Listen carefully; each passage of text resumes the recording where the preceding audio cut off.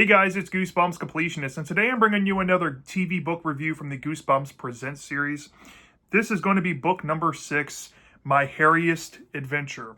And this book is written by Diane Umansky, who is basing the writing off of the script written by Michael Short for the classic 90s Goosebumps television show, which is based on the books by R.L. Stine. So, this was a first-time read for me. I have never read this TV book before, and I had low expectations going into it, enjoyment-wise, just because of how much I absolutely hate the episode.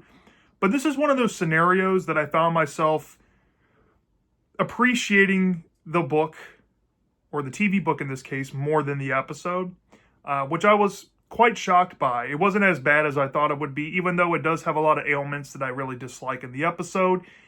I think it does fare better, or the story or the concept of My Hairiest Adventure, any way you go, book, episode, TV book, whatever the case may be, I think it fares better on writing inherently. So, with that out the way, would I go out of my way to recommend this Goosebumps Presents TV book to you?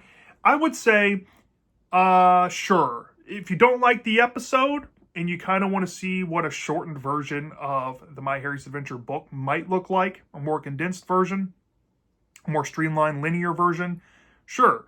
But if you like the actual book from the original 62 more, I don't think this will be up your alley all that much, especially if you think that the episode's story or plot is a big downgrade, or the character writing.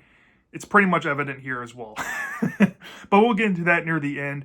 If you're not familiar with how I actually rate the TV books, though, I don't really take enjoyment into account when I give these books ratings. I usually look at it as a supplemental basis, as these TV books were designed and released back in the 90s to be supplements to the episodes that they're based on. What I mean by that is, back in the 90s, everything was syndicated television. Kids had to watch reruns and maybe look at TV guides to see when their favorite episodes might re-air or first air or something like that. And all of these books were episodes that were never put onto VHS tapes. So if kids wanted to document their favorite episodes, they had to pretty much VCR record from the television to have those episodes on hand. So these were introduced in the market for kids to buy to kind of reconnect with some episodes they watched. And they also offered a shorter book version than the actual source material, so kids that weren't well versed in reading, or maybe wanted to tiptoe their way into Goosebumps but not dive into a 120 plus page book, they would probably pick up this and be sufficed. So, and there's a reason why I think these didn't succeed long term. It's because most of the time these TV books aren't really doing things differently than the episodes. The only thing that's normally different is how the monologue of the characters are written, or they have scenes from the original script, most likely, that were scrapped in the episode due to budget, and those things don't make it for an all that faithful experience. And I can see why these only lasted 18 books, and I'm surprised that it lasted that long. But this was actually, I think, the last of the season 1 adaptations they did, and in my opinion, I think that's kind of offensive, because Phantom of the Auditorium, It Came From Beneath the Sink, Say Cheese and Die, Piano Lessons Can Be Murder, I think they all deserve TV books before this one did, personally. But that's neither here or there. So, yeah, with that out the way, let's get into the plot overview of this TV book without giving too much away. So, like the episode, the story starts off with the main character, Larry. And Larry is running away from a pack of dogs trying to attack him. And like the episode, he finds himself running up into a tree to avoid these dogs. And these dogs are more described here in the book to be vicious. And they are like trying to jump up the tree and like bite him and attack him. And Larry catches the attention of his friend Lily, who's walking by, as she's heading to band practice as well. And Lily has a way with dogs and manages to make them all leave. And Larry's able to jump down, and the two make their journey over to this abandoned house where their band has practice. And this is where we meet these two characters, Jared and Manny. They are also bandmates.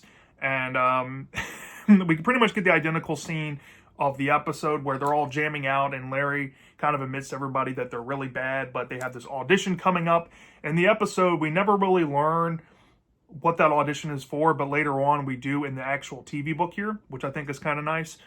But they have this audition and they suck basically, and they're just kind of just hanging out. And then Manny finds this Instatan lotion that's on the shelf of the garage, and they think that would be cool to put on the lotion before the audition and maybe get a tan. So there's some peer pressure elements where Larry feels like he doesn't want to be the only other kid that's not tan. So they all put the tanning lotion on, but then Larry decides to pull a prank on his friends with the paper towel, trying to pretend it's his skin falling off, because they learned through the label that the tanning lotion was expired. But after that, the kids try to get back at him by spraying some stuff on him, but Larry kind of panics and passes out.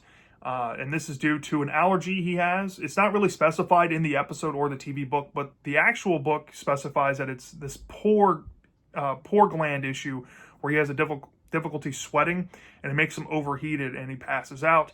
I think that makes more sense than allergies, but I guess this is their way of kind of summing up what's going on with Larry. When he wakes up, he's in his bed. The doctor in the story, like the book and the episode, is injecting him with the shot to make him calm down and feel better. And he has to take these shots every few weeks to be okay with his condition. It's something that he has to live with, and it's kind of sad, but it makes Larry kind of relatable. And then Larry in his monologue kind of talks about how he doesn't really like having to do it, but he understands that he needs it, so that's kind of nice here. And once the doctor leaves and his parents leave his room, after all the concern and the commotion, he's petting his cat, Jasper, I believe. And while he's petting Jasper, Jasper runs away and hisses at him, and he looks at his hand and he sees that there's hair all over the top of his hand. He freaks out. He runs into the bathroom. He's trying to find any sort of remedy that can fix the situation, and he finds his dad's clippers, essentially, and starts going to town on the hair on his hand. His dad's trying to get in the bathroom. It's causing him to panic a little bit, so he's trying to hum over the noise to get his dad to leave him alone and give him some privacy. But eventually he's able to shave all the hair off of his hand. So after that, he goes to bed and he wakes up the next morning and the hair is gone. And on his way to, I guess, meet up with his friends, he runs into Lily. And Lily is concerned about Manny. She's been trying to call him, but Manny isn't answering. And Larry's like trying to ask her questions about the lotion. Has anything been going on since you put it on? And he mentioned something about hair, and she brings up like, oh, hairy Larry, hair on your head, hair on your mind. And Larry's like, stop calling me that. I don't like that nickname. And they call him that basically in any version of My Hairiest Adventure that you go down, because he has luscious blonde locks, I guess. But because Lily's concerned about Manny, they decide to go over to his house to make sure everything's okay. And they try to ring the doorbell, but there's no sound on it. They walk inside and they notice that the whole house is empty besides Manny's room, which has all of his stuff out. And they interact with a real estate agent who tells them to basically scram before they can ask any questions. So they leave kind of bewildered and not knowing what to do. But before they leave, Lily kind of mentioned early on, hey, you're coming over to my house for dinner, right? And Larry's like, yeah, okay, I'll come over. Your parents are going to be there, right? And she's like, yeah. So we get caught up to speed later on where Larry's at Lily's house. And I think I messed this up in my episode review, but it's not really all that important because it's still the same scene here.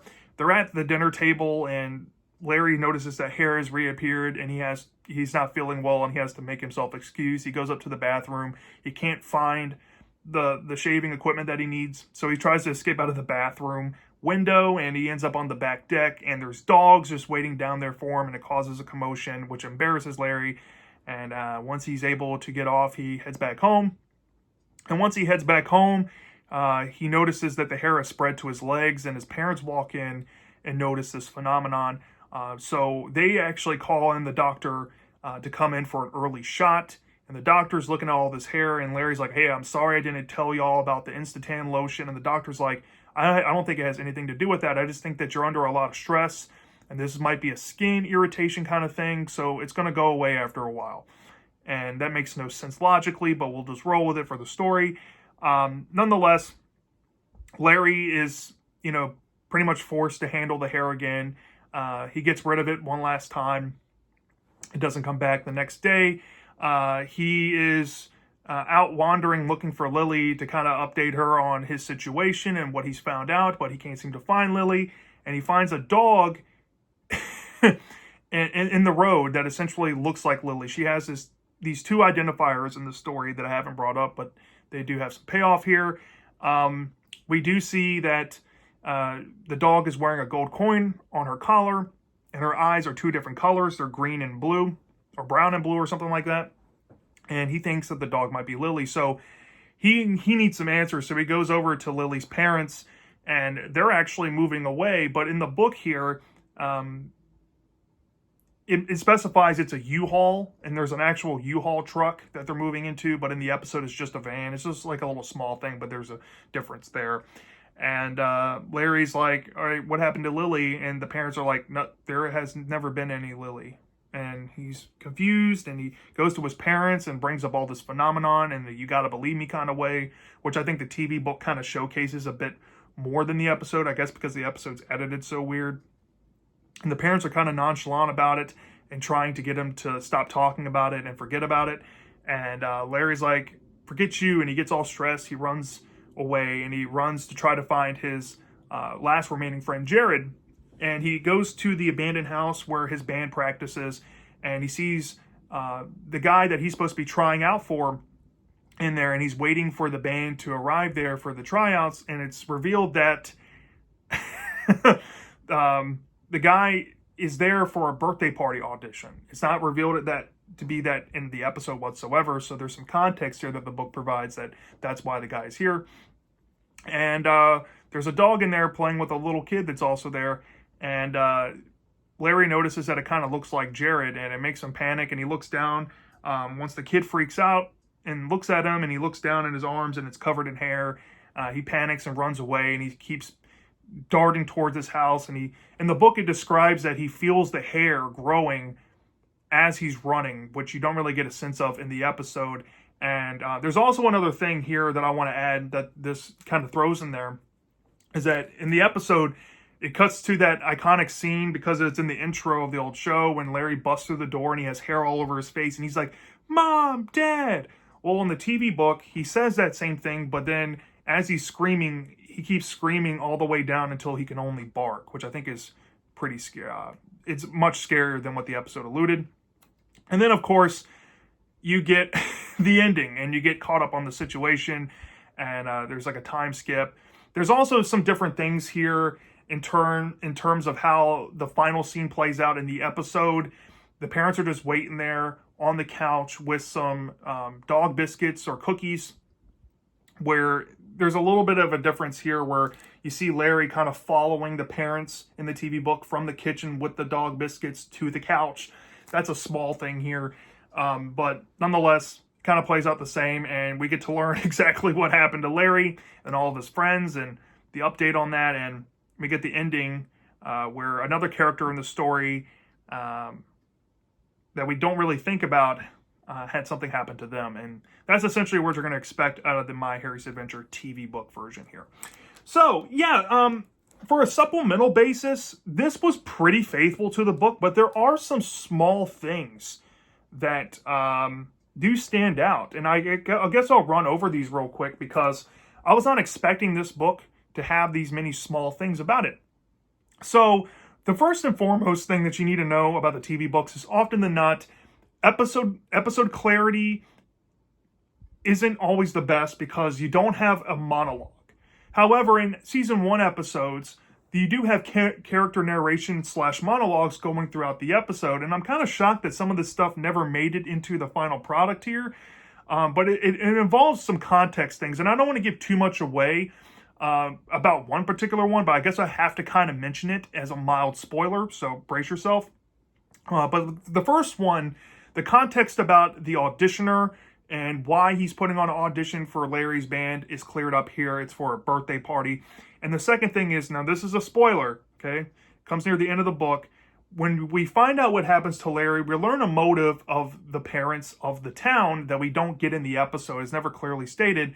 And it's about that parents these parents in this town of this story here, they're all parents that can't have children. So they take animals essentially to this town to be turned into kids. And that's a clear motive expressed in the TV book here that you don't get in the episode. And honestly, this concept is really good, and I wish this was played up more in the episode and in the actual book. I never really thought of this, but this is a really intriguing angle of the story that can make it a little more realistic horror in that kind of way. Yeah, I weirdly like that addition here. And some smaller things do add up here. I already brought up the scene differences when I noticed them. There is some mild scene differences, like when Lily's parents are moving away in the episode, they're using a van. In the TV book here, it's expressed that it's an actual U-Haul truck. It didn't play out that way.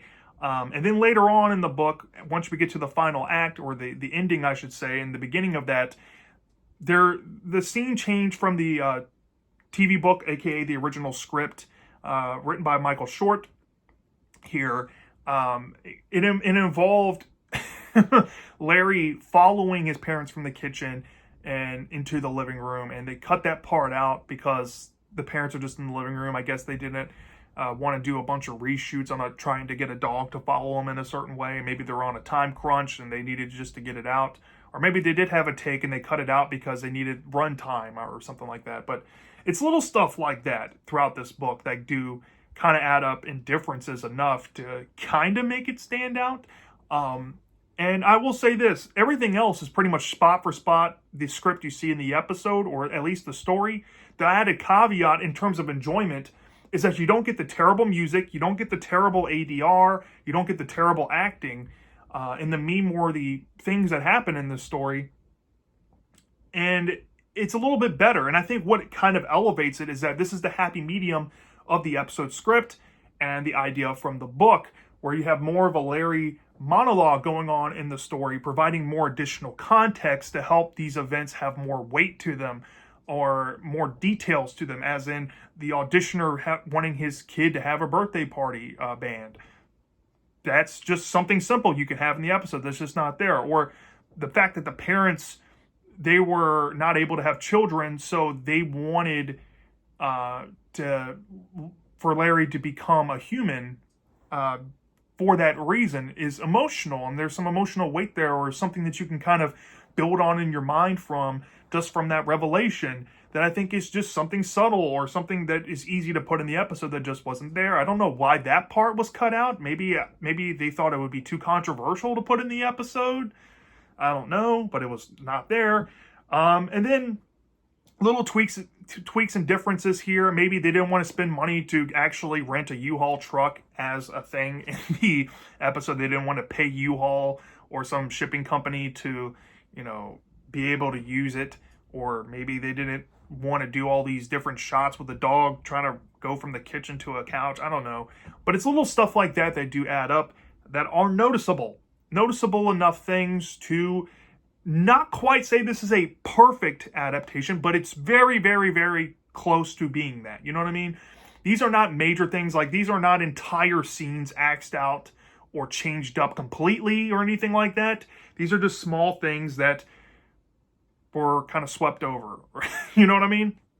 So from a 0 to 5 star basis for this TV book, I'm on the fence with this, between like a 4.8 and a 4.9 on in terms of accuracy of adaptations. Recently I read a book from the TV book series called Ghost Beach that had a whole scene that was completely absent in the episode, like an entire scene, and the episode's version is completely different, because it adds on to the ending of this act scene, and it does something completely non-recognizable to it. So it stands out more for that. But these little things do kind of add up. But I don't think they're that significant enough to put it down to a 4.8 or lower. So I'd give this maybe like a 4.9, but it's a low 4.9, almost to a 4.8 on the faithfulness rating. Because you got to remember, a perfect 5 out of 5 is a spot-on adaptation. There's really no differences. This is essentially the script, and the script was essentially adapted to screen without, hiccups. The only thing that these books generally do add that's non-consequential is a monologue. While that's more preferable for me here, I got to look at the scene stuff, and the scene stuff isn't that tremendous, to put it that. But there are some differences here you can notice, and you can say that technically isn't faithful, which I'm of course pointing out here at a 4.9 out of 5, but it is one of the more faithful ones. And like I said early on, I do think that in terms of the episode, I prefer this. But in terms of me wanting to read the book or this, I don't know. Like, I guess it would depend on my mood. This is kind of fine as is. You don't get the rich atmosphere or character writing of Larry, which I think I might see myself wanting to reread My Hairiest Adventure in the future for. But this definitely takes the need of watching the episode. I have no need to ever want to watch the episode ever again. It cuts out all the cringe. But like I said, it still has some of the ailments I don't like from the episode, like the change of Larry being more ridiculous and him leaning into more of the "you gotta believe me" stuff in that mildly annoying way. It's way more noticeable here in the TV book. Like I said earlier, I think it's the episode's editing that just made Larry annoying from the get-go, so that stuff didn't register to me as much. But reading it, I think that he definitely is a little more annoying, because this version, or at least the script version of My Hairiest Adventure, makes Larry more annoying with the "you gotta believe me" stuff. And I think upon reading, the puberty stuff is back to being more subtle again, like the book. I think the episode's way in your face and overt about it.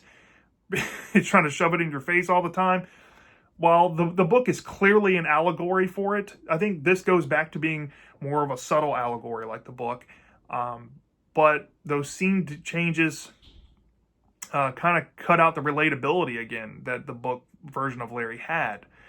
It does cut out the monotony and the repetitive scenes the book had. That is one strength to it, but I think I still prefer the book wholesale. But this wasn't too bad, and I was, like I said, I was kind of shocked by how decent this kind of was on an enjoyment scale. So, yeah, that's my thoughts on the TV book of My Hairiest Adventure. Let me know down in the comment section if you've read this before. Do you love this or do you hate this? I'm dying to know. And I'll see you next time.